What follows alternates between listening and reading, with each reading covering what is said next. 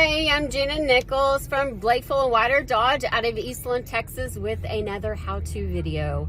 I am currently sitting in a 2023 Jeep Grand Wagoneer Series 3. And I wanted to show you how you can access your three monitors from either your driver or passenger seat. Okay, so the first main screen is going to be right here. Very easy to turn it on. You're just going to press this button right here. This is going to show your home, your media, you have your quick access right there. There also is a screen right down here that's going to hide your auxiliary ports. And how you pull that screen down is this little button right here. You're going to press that.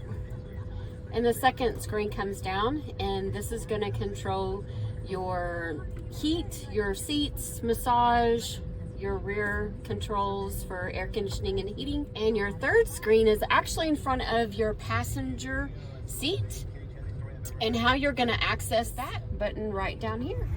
So I hope this helps you guys, and if you have any other questions, please do not hesitate to give me a call, 817-845-6398.